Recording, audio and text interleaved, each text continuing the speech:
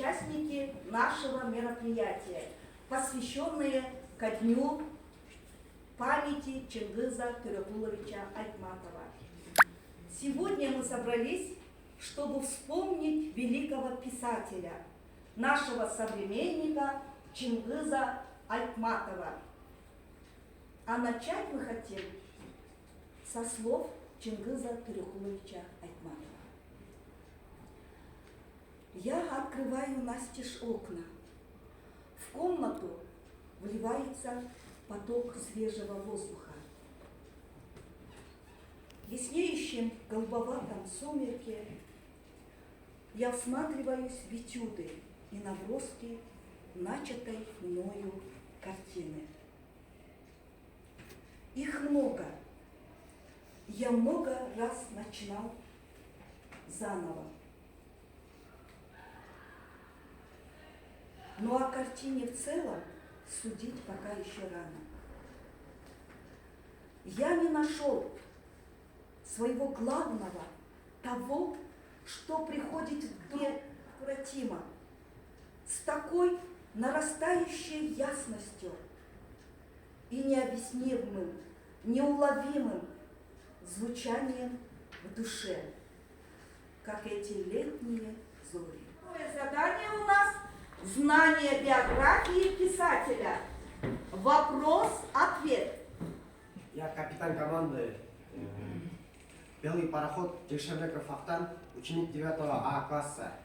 Моя команда состоит из 8 учеников: Мусаева Жасмина, Сабурова Айжан, Хадырбаев Арген, Тургелдиева Сезим, Каримбердиева Бегмай, Кулбаков Арген, Абдраимова Зейнеп. Раскрывает тему противостояния добра и зла. Мы растолковали название нашей команды «Белый пароход» символом чистоты и плывущий в будущее, побеждающий все препятствия и все несправедливости и добывающий до своей конечной цели.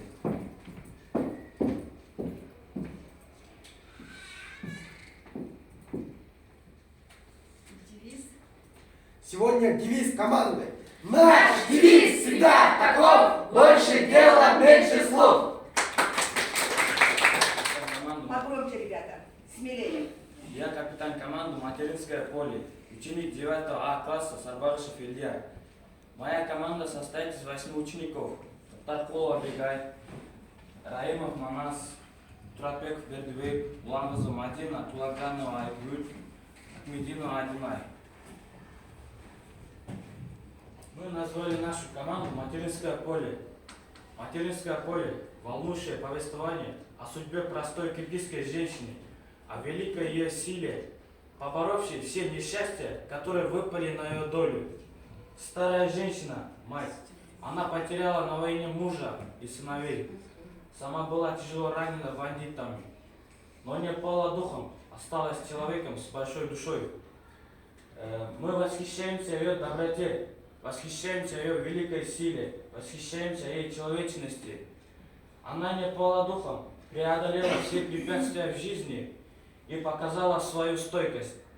Наша команда сегодня также настроена преодолеть все препятствия и победить. Сегодня девиз нашей команды: мы готовы, как всегда, победить всех без труда. Команда «Школа Душевная», ученик 9 А класса Маджидов Айдарбек. Наша команда состоит из 8 учеников: Джумабаева Лилия, Хадырбаева Айсулу, Акинова Айсулу, Акинова Айджамал, Туранбеков Нурмухамбет, Улаганов Чумахадыр, Тенизбекова Бегимай.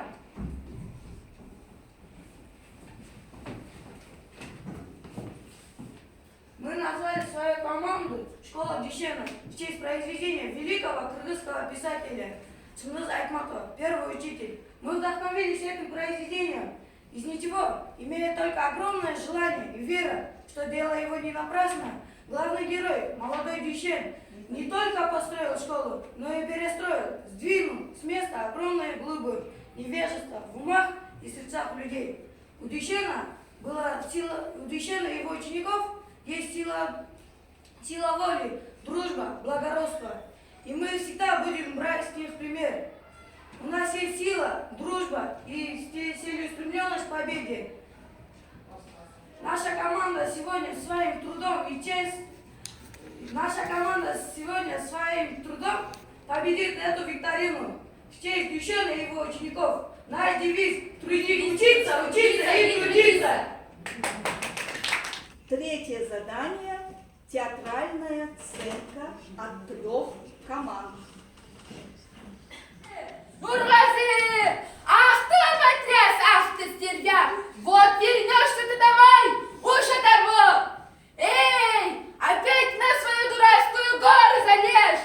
Что-то медом намазано, что ли? Вот сказал Расколу, что ты его бинокль без сброса берешь. Он тебя убьет! А ты, Гуджамал, тоже хороша. Мужа, жена, детем играешься. Дома посидела бы, хозяйством занималась бы. Как теперь Джамал домой вернется? А пойдет за то, что со мной пошла смотреть бинокль? Это все из-за тебя, Омка.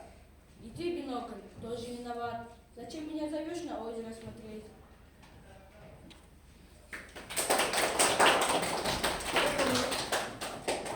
Так, Здравствуй, Поля. Здравствуй, Толонай.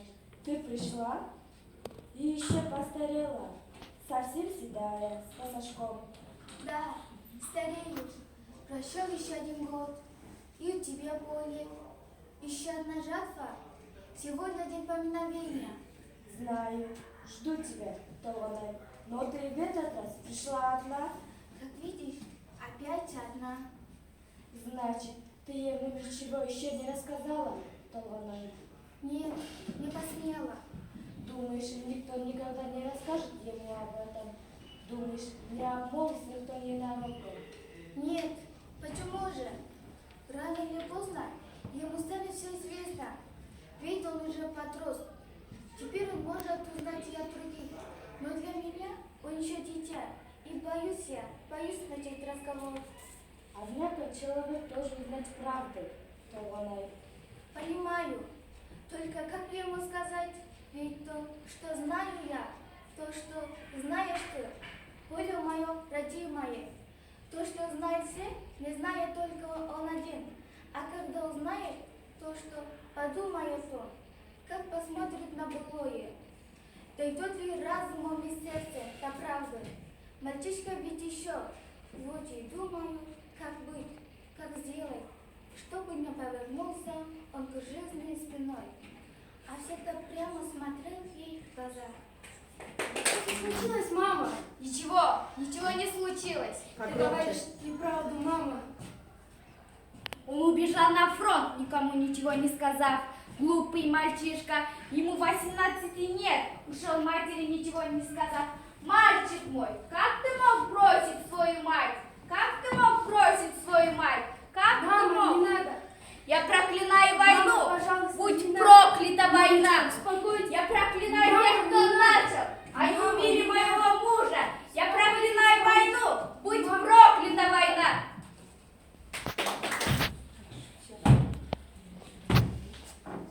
О, в помощь!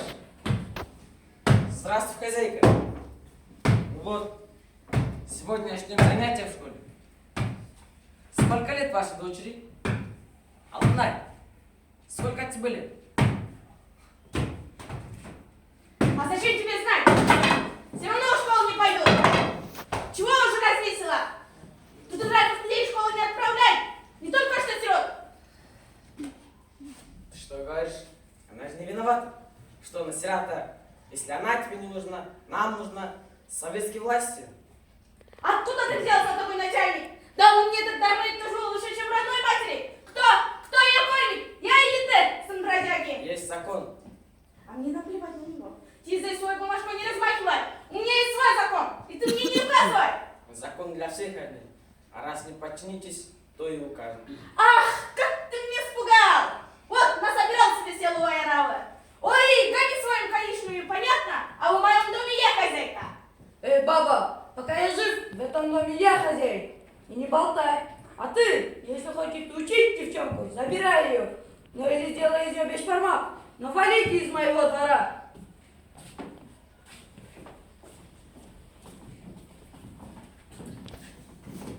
Алтынай, пойдем с нами в школу.